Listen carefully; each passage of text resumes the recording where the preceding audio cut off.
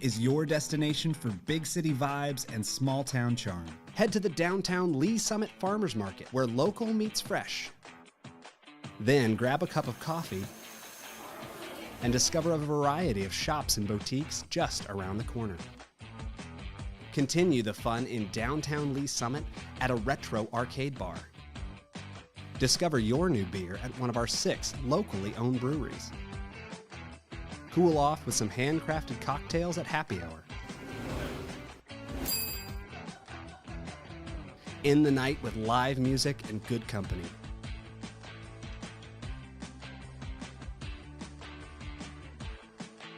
Lee Summit, Missouri. Hello, Lee Summit. I'm Laura, and this is your flash briefing for December 9th. City Council meet for regular session Tuesday night, 6 in Council Chambers in City Hall.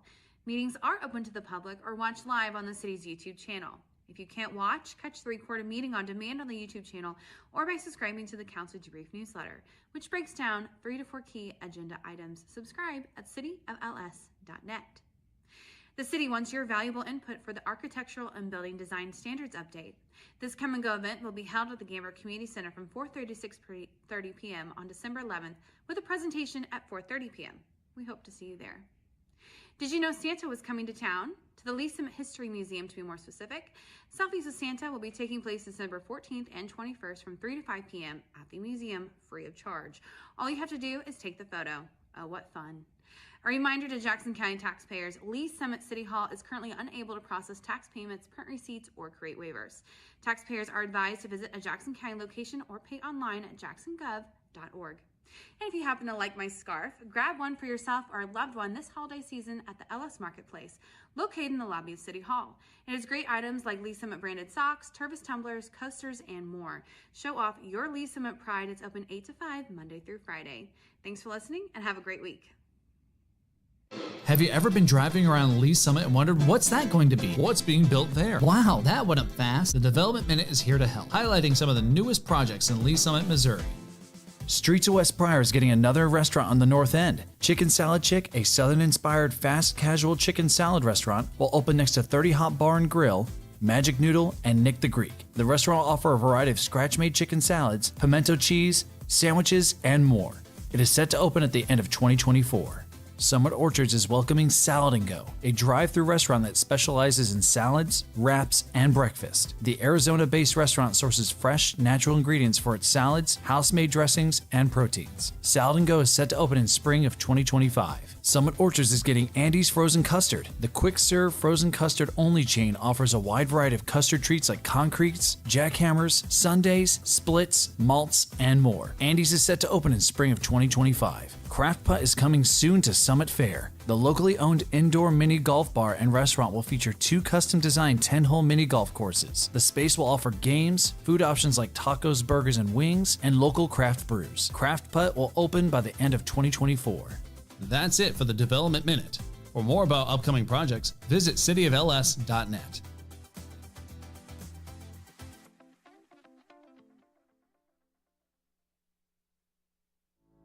Traditionally, we think as police officers, those responding to law enforcement needs within the community. But honestly, we are there to serve our citizens, and our citizens do go into crisis. They do have mental health crises, and we're being called to those scenes on a regular basis. In order to help serve those citizens better, we did initiate the Crisis Intervention Team Program. These are officers that are specially trained to de-escalate crisis situations. Recently, we've brought co-responders onto the scene, licensed qualified mental health professionals housed within our police department, and they respond with those officers directly to those scenes where a crisis is occurring so they can interact with that citizen and get them the help they need right there on that scene.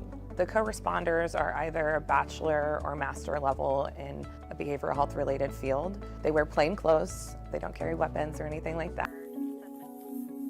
So typically I arrive after they've made it safe. I'll make contact and get kind of the rundown, and then I just kind of jump right in. Like, hey, you know, my name's Allison. I'm a mental health professional. I'm here to help you. I'm not here to take you to jail or arrest you. Sometimes all a person needs is a voice, someone neutral, someone outside that, you know, can listen. I do a lot of safety planning, including family, their support network, who's close to you. If they're home alone, who can come over and hang out with you today? Can we lock away your sharps? Can we put up your meds? Do you need meds? Can we get you over to the urgent care to get you assessed for your medications? Some of them also are like, oh, I'm so glad you came. This made me feel so much better. Our main goal as the co-responders is to, one, get people connected to the services that they need, and also divert from emergency rooms and jails. And they almost get a different view of the police responding. That lets me know you care and the officers care. Please, how can we help you? My husband has... In 2020, we had 722 mental health related calls for service. 2022, by that time, 1,479. These mental health related calls for service are increasing. How we're responding to that is increasing the number of crisis intervention team officers we have available, as well as the number of co-responders we have available to respond on these calls. So what I think is important for the community to know about the co-responder program is that we're here, we exist. All you have to do when you call 911 is ask for us. You know, say, hey, I want a co-responder to respond to this crisis, and we'll go. I was really struggling about 8 years ago on my personal journey with mental health, and I met some amazing social workers and amazing programs that have helped me get to where I am today. I really couldn't see myself doing anything else.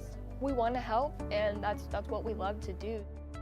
So I had a client, we got a call, she had some suicidal ideations, and she really felt that she had nobody. And and getting to know her story and getting to know who comes around and sees you, well, then we found a support person and they responded immediately. And we made a plan. I called back and checked on her in an hour, and then I checked on her in 2 hours. We were able to get her into the additional services to where she talks to someone every week or more. I just took a person that really just thought they had nobody and nobody would show up for them, and show them you do. And you'll be amazed who is in your corner if you just simply say, I need a little help.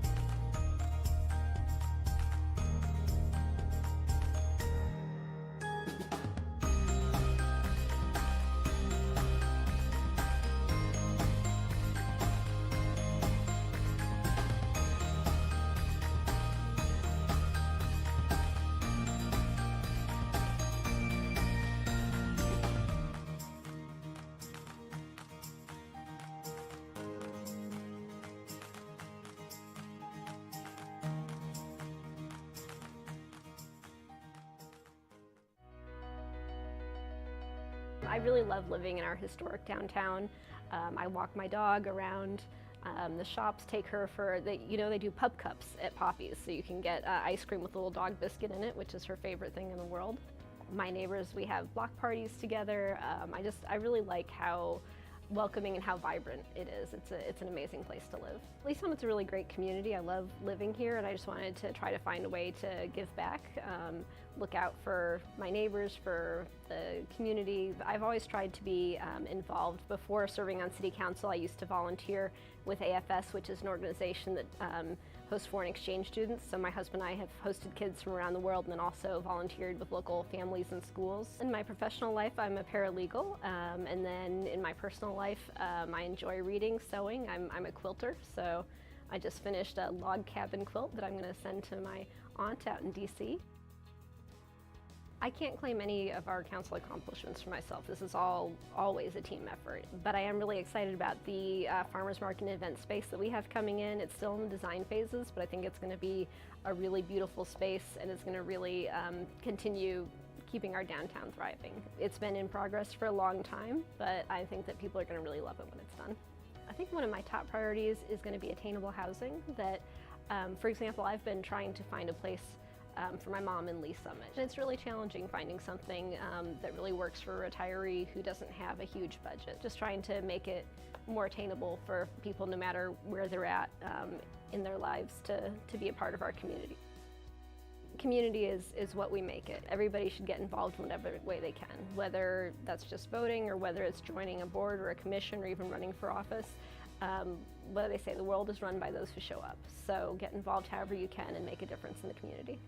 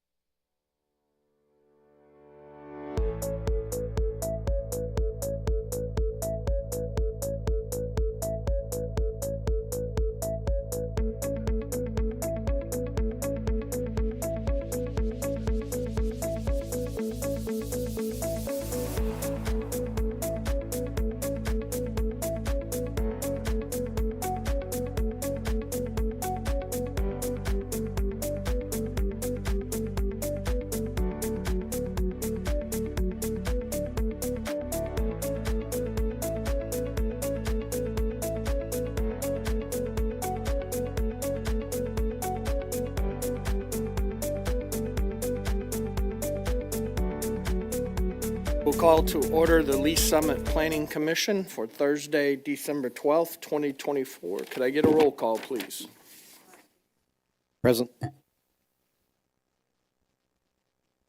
Present. Present. Present.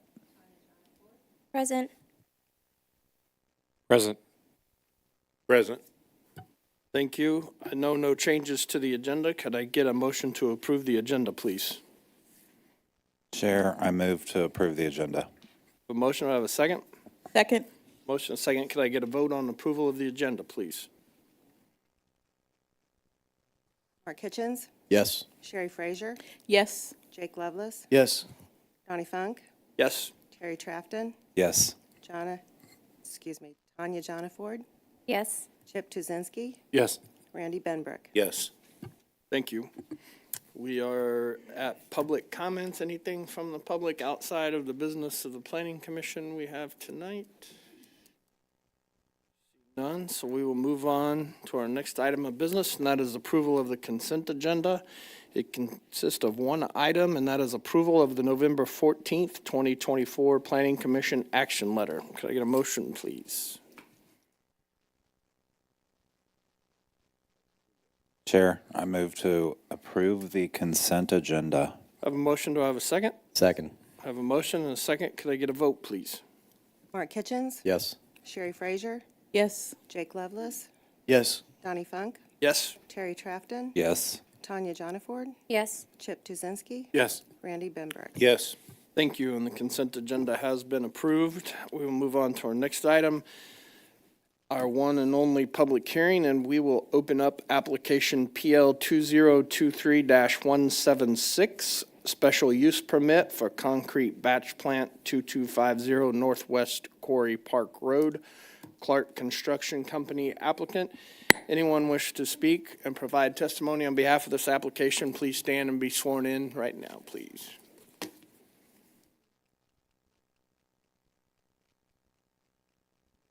Thank you. The applicant have a presentation.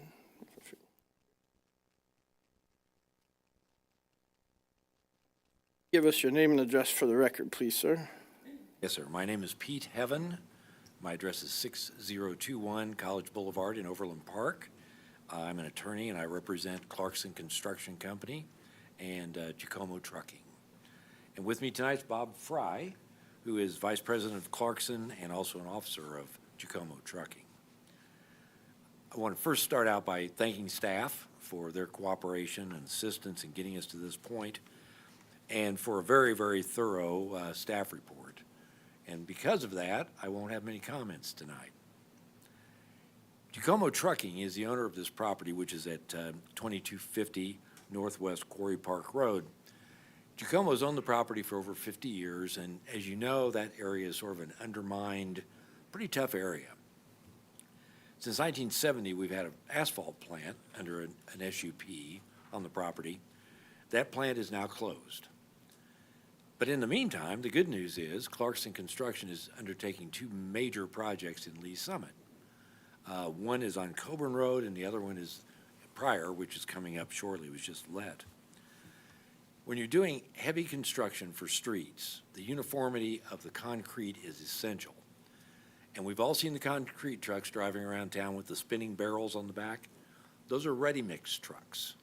They dump the contents in like cooking a cake, and then it mixes the concrete as it gets to the job.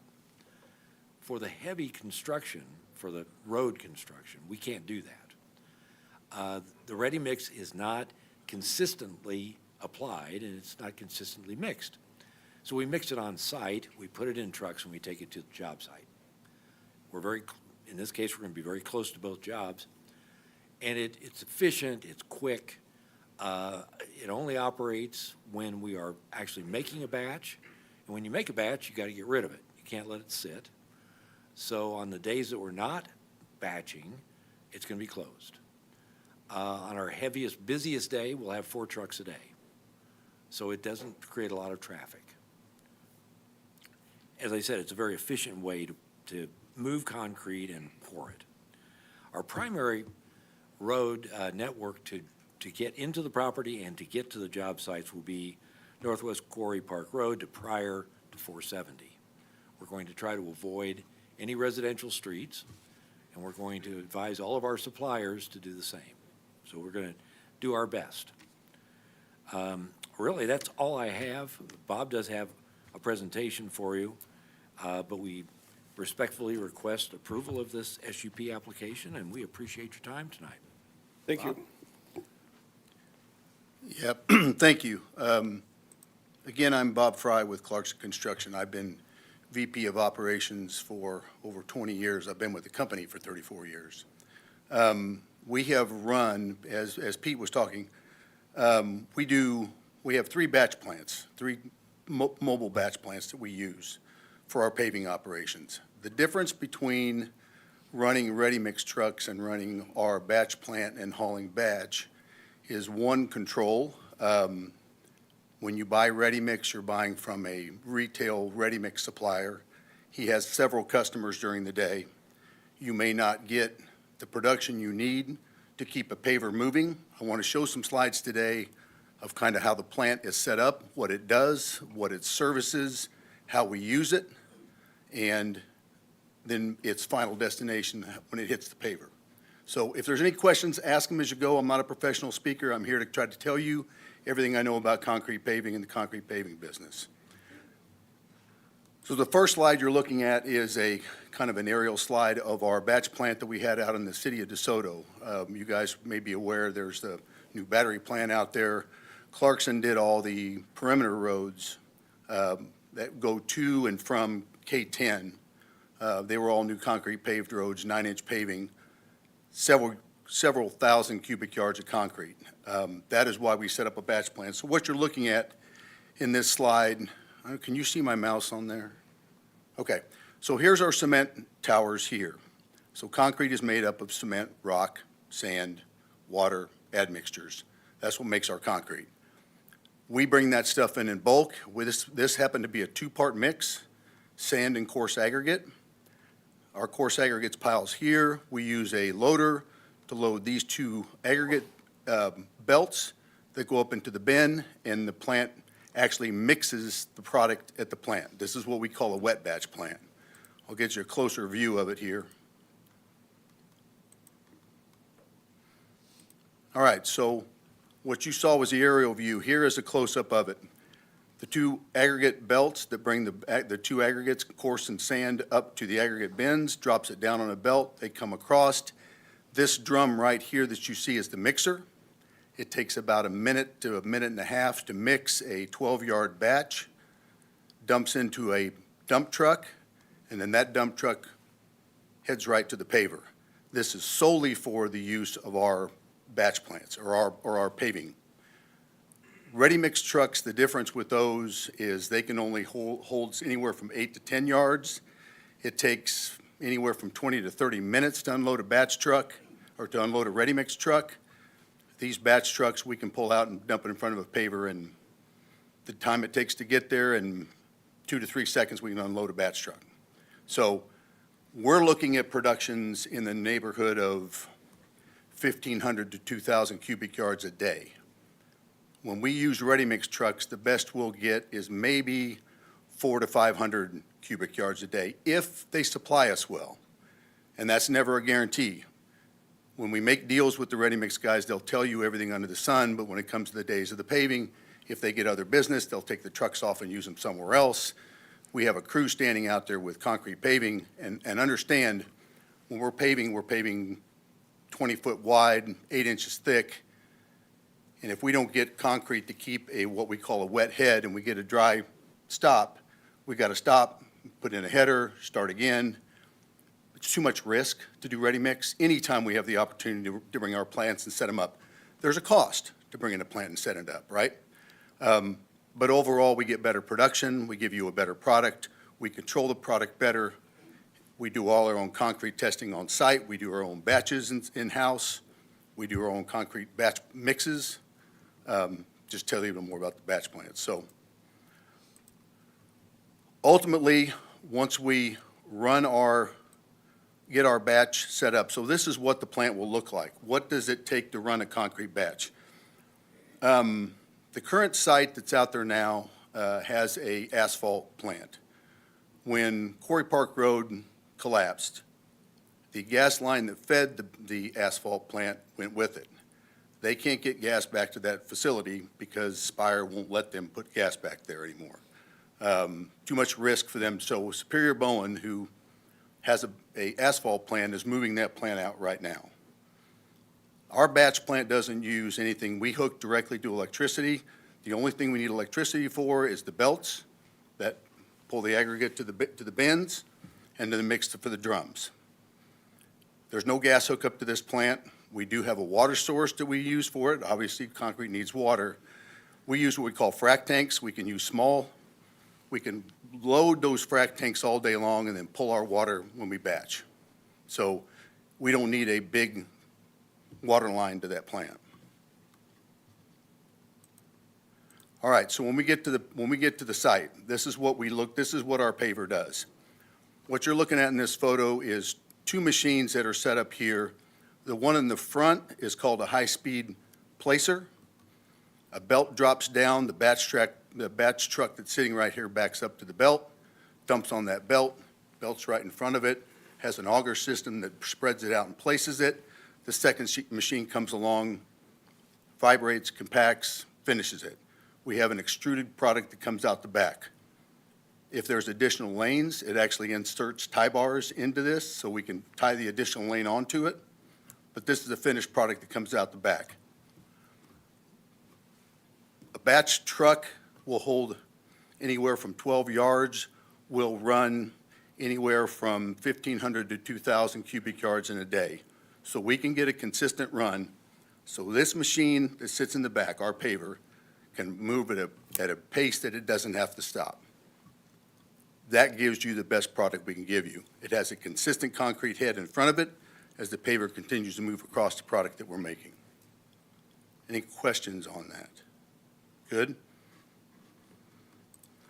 Here's just some more pictures of it. We can do these in radiuses. Our machines are capable of paving in roundabouts. We can pave down the road. We have several different size pavers. We can pave up to 30-foot wide, 17 inches thick. We use these at airports. But we have several different kinds of pavers for any types of work like this. Colburn Road's a great example. We don't have a concrete batch plant feeding that paver right now.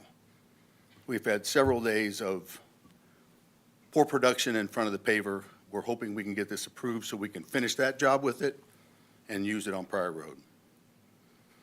But this is how we dump into, this is one type of placer. This is called an RTP 500. It's a belt placer that has an oscillating arm. I'll give you some pictures here. So these baskets that you see laying on the pavement here that are going down the road, as you guys drive across concrete, every 15 feet, there's a saw joint. That saw joint's right across the top of that basket. That basket is it's a load distribution bars are what they are. So they're basically in panels. As you walk across one panel to the next, you don't get displacement. That's what gives you longevity in your pavement. We use this kind of a placer to sit over the top of those bars to make sure they hold in place. We walk the paver across it and make sure they get consolidated where they're supposed to be.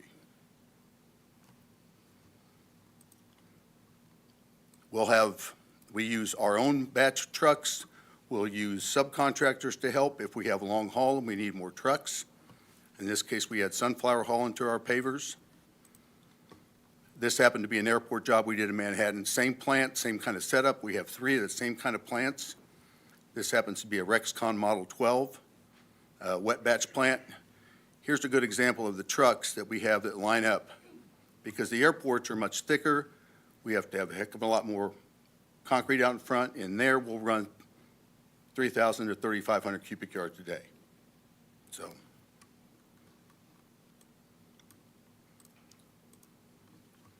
This is what a 13-inch slab looks like when it's paved. In this picture, we do these in 25-foot widths, and then we'll come back and fill those in between. Now they're walking, and the paver's running on the existing ones that we poured and filling in the gaps in between.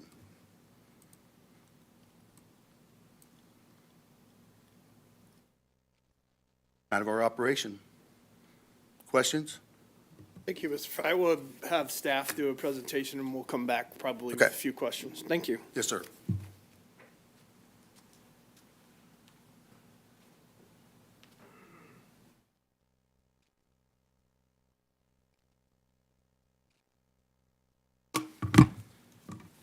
Good evening, Hector Soto Jr., Senior Planner.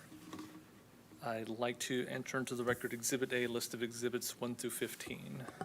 Exhibits 1 through 15 noted and entered into the record, sir.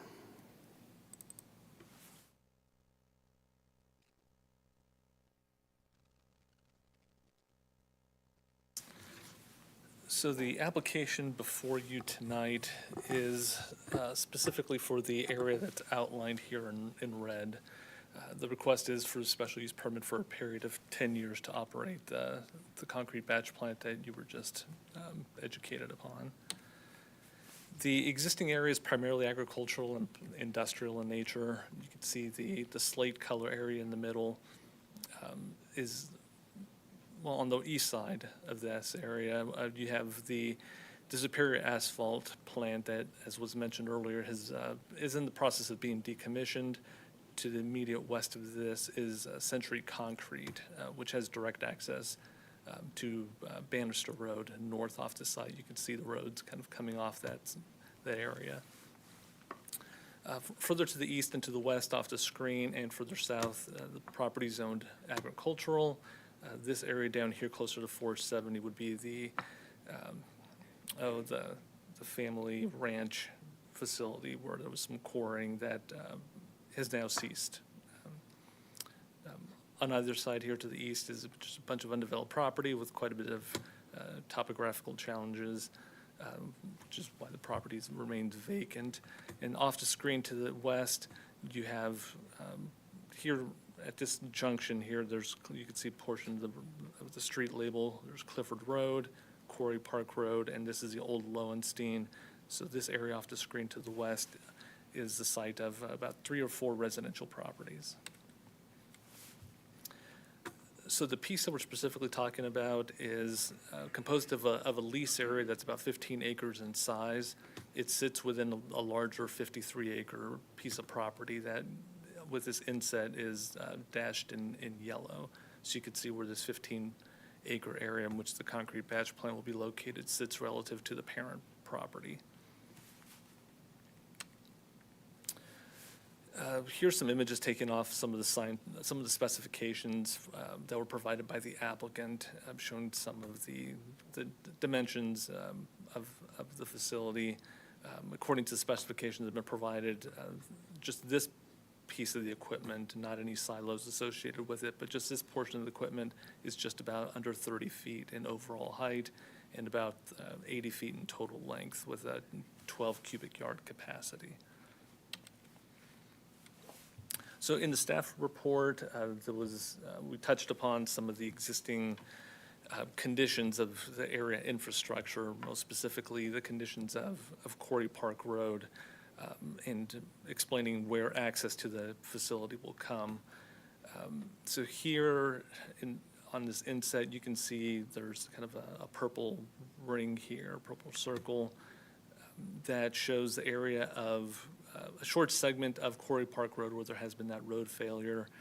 The pink stars that here on the west end and the east end denote the areas in which that road has been closed. So there are barriers to not allow any through traffic to access that failed portion of the street that you see here. More specifically, it's kind of centered here. Obviously, you can't see it on this image here, but some of the failure extends a little bit onto the property here. Some of this fence area that comes in from the northeast. Here in the blue line denotes where access to the concrete batch plant will come off of Pryor Road. It all sits east of the portion of the road that has failed, so there is no impact currently on the ability for the applicant to enter and exit the proposed concrete batch facility.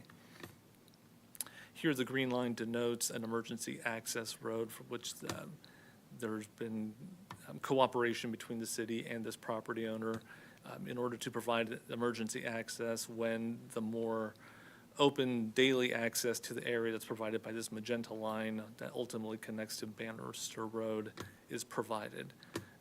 This area here to the immediate east of this connection, there's quite a significant amount of grade that would make it difficult for larger vehicles, emergency vehicles, and just residents in inclement weather to be able to access the area. So that is where this green line and this emergency access road agreement has been settled upon until such time as alternate access can be provided. So there was well, if you notice, the application number is a 2023 application. This application has been in with staff for a while. It had been placed on hold. So you'll notice here that the first meeting that was held with the neighbors was held on August 3rd. There was only one member of the public that attended, and there were some general questions regarding batch operations, concerns or questions about the physical condition of prior road, and just any questions as to whether or not any excavation or quarrying would occur with this facility. The answer to that last question would be no. Everything, all the material would be trucked into the site. Batch operations would be Monday through Saturday from 7 a.m. to 10 p.m. as needed, and as Mr. Fry had mentioned, when they don't need, when they're not working on either of the sites for the Prior Road project, the future Prior Road project, and Colburn Road project, or other projects that they may have, the facility will sit idle. The comprehensive plan shows this area as industrial as it has been historically used. The Superior Asphalt plant has been on site for approximately 55 years. There's still the active, although it's being decommissioned, the existing special use permit application on it is still valid for another 9 years or so. But as I mentioned, with this application, over this lease area, the applicant is requesting a 10-year time period. There is a single, at this time we have a single condition of approval, which is just to allow operation of the concrete plant for a period of 10 years. So with that, I'll yield to any questions you may have. Thank you, Hector. Do we have any comments or anything? Oh, Michael Parks. Yes, Michael Park, Director of Public Works. Just for the record, I'd like to make a clarification. I don't believe there's any intention by Mr. Soto to mislead, but in one of the mention with the particular routes, this image here, it was mentioned that the green route was inclement weather, emergency access. That was the case much earlier in 2024.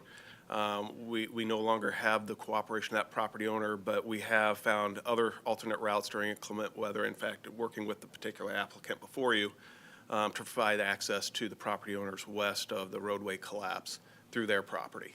And so we have made other arrangements. The green route that you see here, or portions of it, will be something that we pursue a more long-term solution. Thank you. Any questions or comments from the public? None. We will move to the commission for questions. Commissioner Benbrook, any questions? Yeah, just one for the applicant.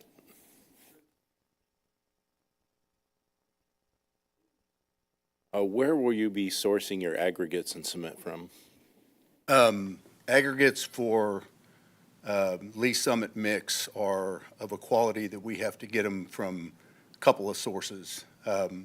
Granite rock is an approved paving rock, and Martin Marietta has a quarry up in the Randolph area where they're deep enough. They're into a ledge in which they can get approved for high-quality aggregates. The states and the cities have been, I think, done a very good job in coming up with better quality aggregates for longer duration pavement. Decracking has been a source of trouble for all of us who have driven pavements and hear the dump. Freeze thaw is very hard on concrete pavement. These aggregates have done a much better job. So we're sourcing Martin Marietta for their aggregate, and then sand will come from Holiday Sand. Yeah. And it sounded like to me that because there was an asphalt company already on site, you've got enough power out there to run whatever you need? Yes. Okay, thank you very much. Yes, sir. That's all, Chair, thank you. Commissioner Tuzinski. Yeah, Mr. Chairman, this is for the applicant also. What are your schedules for completing paving operations along Colburn and along Pryor Road? Colburn Road had some utility issues that delayed the project. Our project manager worked with the city and was granted some additional time to get some of the utilities out of the way. We've probably got 65% of our pavement done. As you guys know, it also goes over railroad. We had some railroad issues to get hashed out. We're now building the substructure for that bridge. We'll be setting precast over the top of the bridge probably sometime in the spring and decking it. I would say by the mid to late summer, Colburn Road should be open. This will help facilitate our concrete because we don't have to deal with a vendor to get our concrete. We'll be able to handle it ourselves. Pryor Road, I think that project goes into 27. There's some phasing in that project, and I'm not 100% up on the project yet. But to keep access for residents, I think they've cut the project up into a couple pieces so that we can maintain access through there. So, yep. Thank you. Commissioner Jana Ford. Thank you, Chair. I guess if you don't mind, Mr. Fry, if you're already up there, I'll start with your question. So it's kind of leading off of the previous question about the duration of the projects. So the current SUP request is for 10 years. If I'm doing the math, you're potentially thinking the Pryor Road would be the last completed project, potentially 2027? Is that? Yes. Okay. Plus or minus a couple of years. So what would you be doing with the delta of the 10-year SUP with the end of these two projects? Selfishly, I hope there's other projects in the area in which we can utilize the land and utilize my plant. Nobody wants a concrete plant sitting anywhere in a residential neighborhood. This is a great place to put it. There's not a lot of residents around here. There's a ready-mix company to the north of us. This would be for any other state or city work in the area. Keep in mind, because we run our batch in batch trucks, 30 to 45 minutes in a truck is the most I can expect in a hot summer day for batch. We run a very dry mix. Obviously, you guys saw it's extruded out the back and it stands up. So we run less than a 1-inch slump on our mixes. Anybody who's poured a driveway probably runs 2.5 or 3, right? You know what that is. We run a much drier mix, but anything else that comes up in the area, I've got a place to land a plant. Is it an advantage for us? Yes. But it is also a plant that we have to run and we have to own, we have to operate, we have to maintain. So, yes, I would want to use it for other jobs in the future if I could. That helps. And then the last question, let's say worst case, in your worst case scenario, there are no other projects within that 30-40 minute drive to utilize the wet batch. How is this mobile concrete batch system deconstructed? We'll bring a crane out, we'll pick our towers down. If you noticed on the plan itself, whether you did or not, it's actually set up to be a tractor-mounted piece. We can move our plant in and out with foundation set that we can set everything on. We can move our plant in and out in less than 3 days. Impressive. So it isn't going to sit there if we have other jobs. Okay. I've got one plant at DeSoto. We've just taken it down. It's going to St. Louis. We have a second plant that we have north of the river. It probably will go down for another project. There's several other paving projects in the area.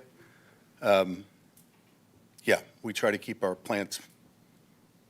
One of them came from Manhattan. That's the one that's going to be landing here. So. Okay. Now, I promise, last question. Sure. You mentioned foundation, so I assume because of the weight of the product and the mixture, they're going to require a little extra structural integrity support. Is there already that foundation from the existing asphalt facility? Because here it says that there's no other temporary structures or anything needed for the plant. You are 100% right. Okay. When the batch plant, or when the asphalt plant moves, I'm going to utilize their existing foundations and I'm going to mount my plant to their stuff. Okay, wonderful. Yep. Thank you. And then I do have, nope, you answered all the questions. Thank Okay. you. Thank you, Chair. Commissioner Trafton. I don't have any questions at this time, Chair. Thank you. Commissioner Lovelace. A couple questions for staff.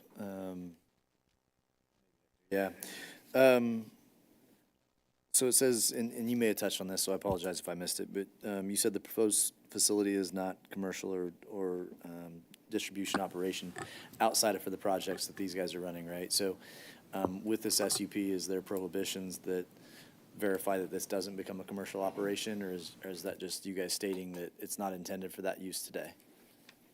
It's currently written, there isn't any specific language that says that they couldn't source to other users. So based on the narrative that was provided, this is an internal sourcing operation for the contractor. So there was no additional language that would restrict, well, we'll say, commercial use of it outside of them. Okay. And then, so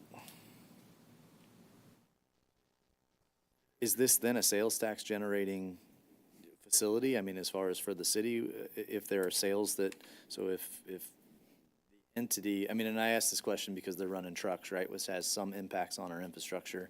Now, granted, they would be receiving those trucks from somewhere else, but so will this facility produce tickets for Clarkson that is, you know, buying the concrete to be able to put on their facility? I understand it's all one umbrella, right? But is this in theory a sales tax generating facility, setting aside that all of city projects are tax exempt?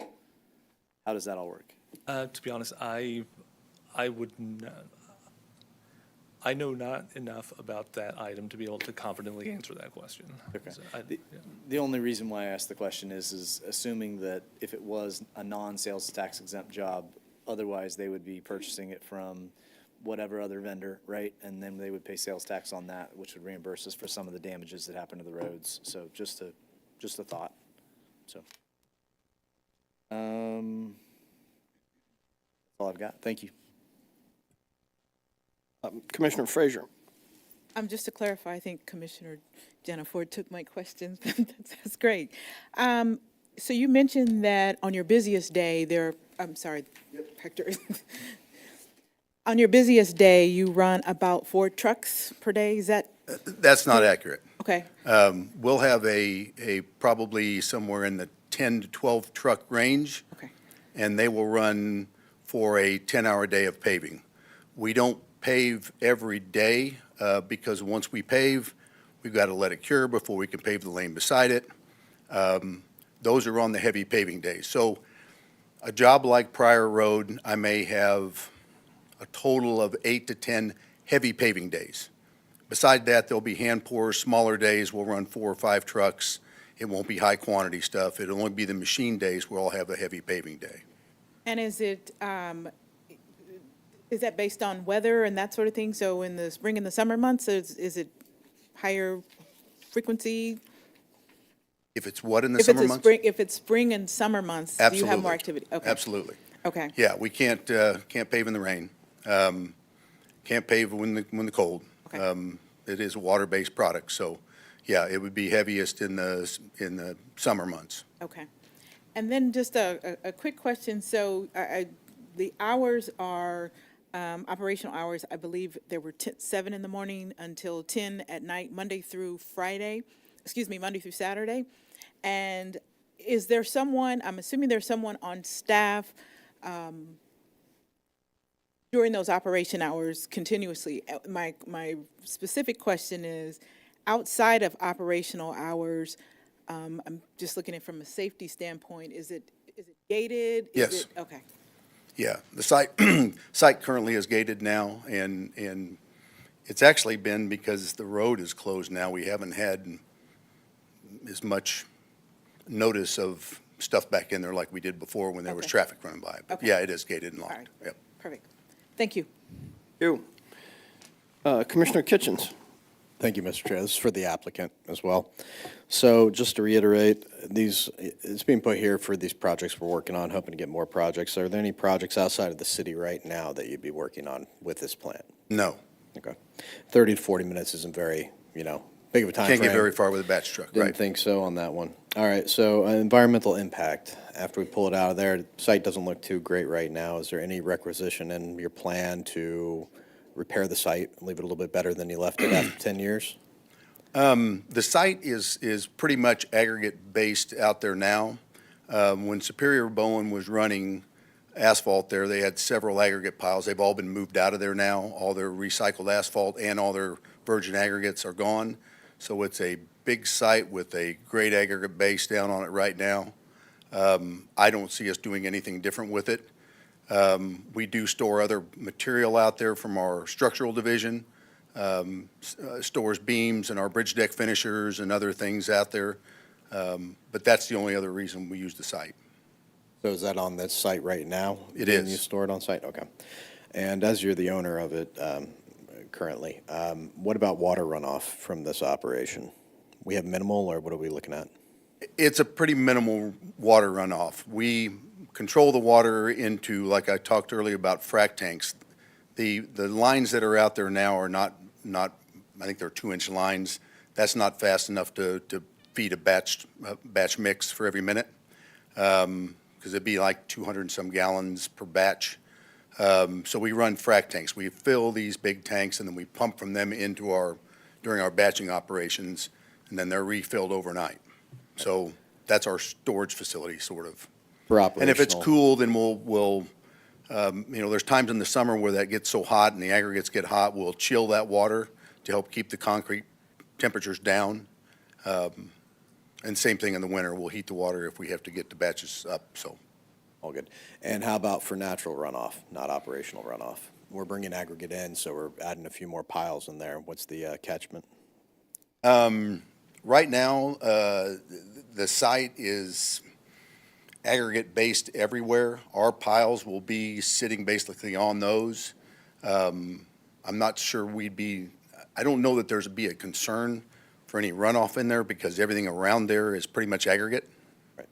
And I understand what you're asking. When we went to Manhattan, we sat actually out in a farmer's field right next to the airport.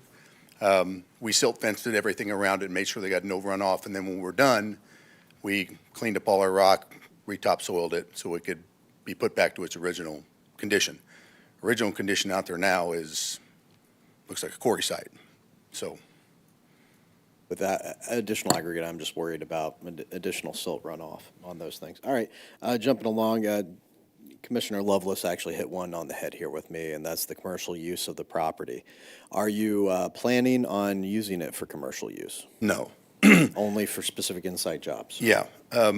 Understand when we bring in to pave, we bring the plant operation people in to run it for our paver. When we're moving out and go to another area to pave, plant operations go with it. We're not set up for retail sales. We have no means in which to do that. This plant does not feed ready-mix trucks. There's no way to dump into a ready-mix truck out of this plant.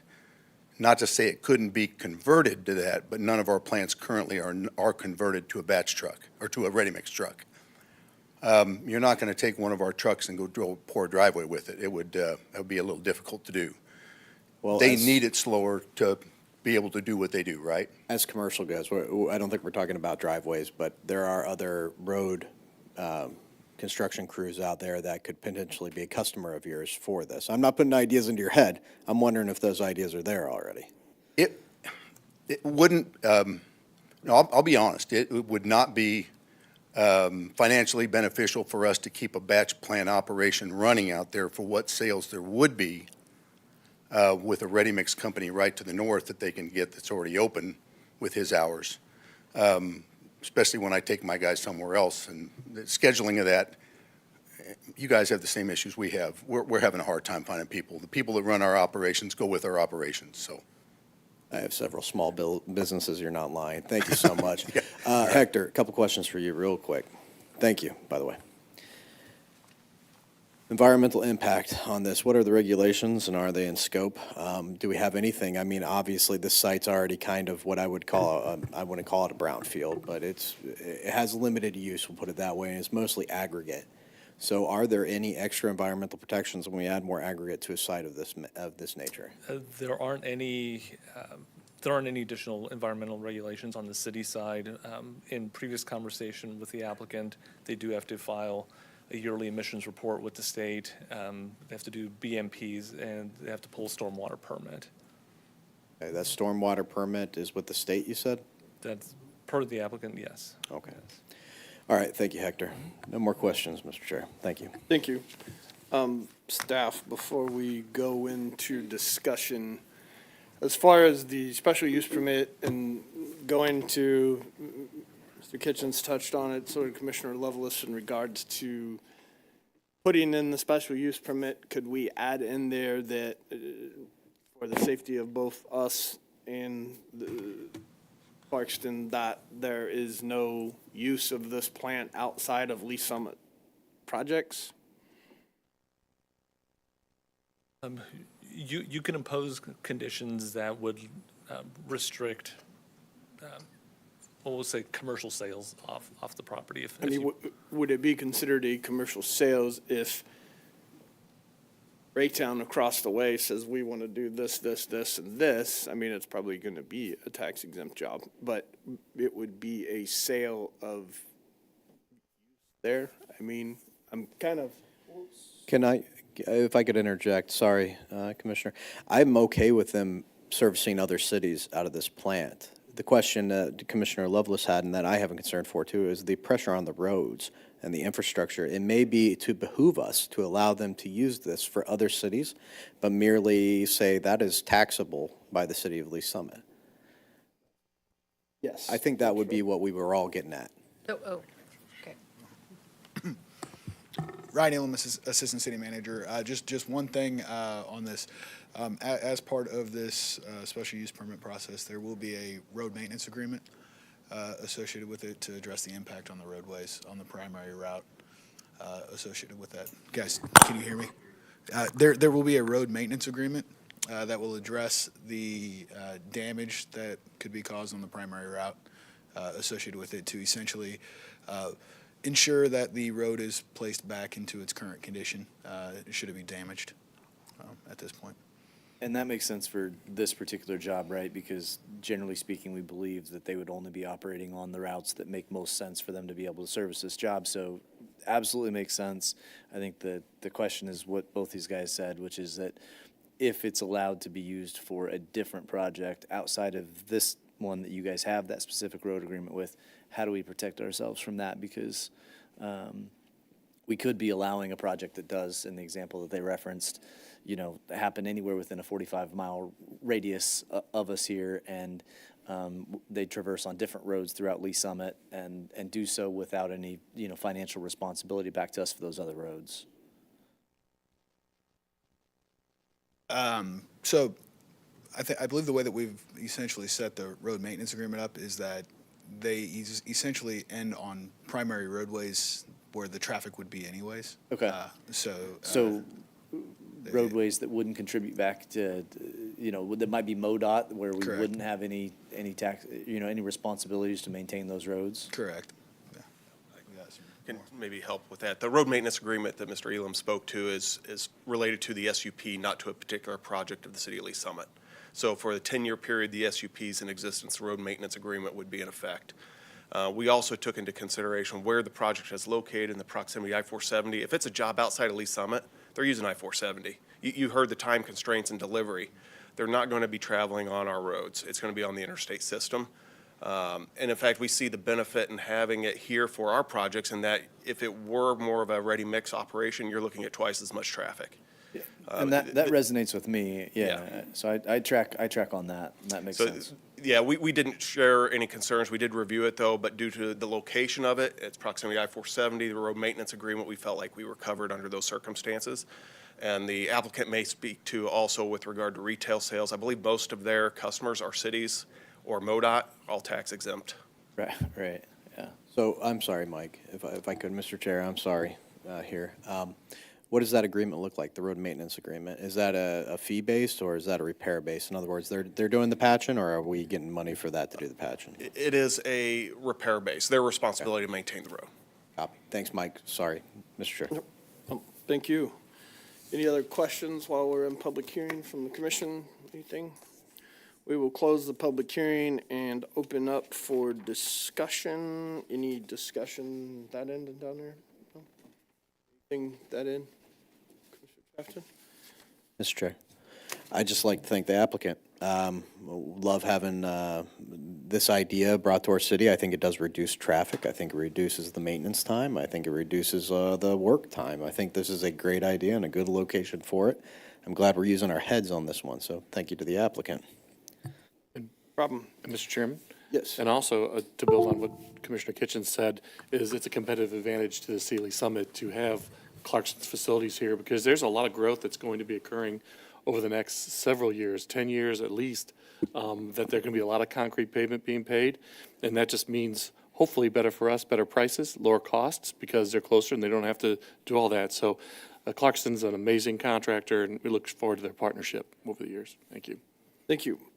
Totally agree. Yes. Chair, I would just echo the sentiments of the other commissioners. I appreciate the applicant, Mr. Fry's presentation. It was nice to learn something new about the construction industry that I didn't know. So I know we're getting quality roads in Lee Summit, so it's nice to, it's going to be in our yard. Thank you. Thank you. The city. Just please make sure you guys go back and retrade with Clarkson now to try to be able to get your price per yard down on concrete.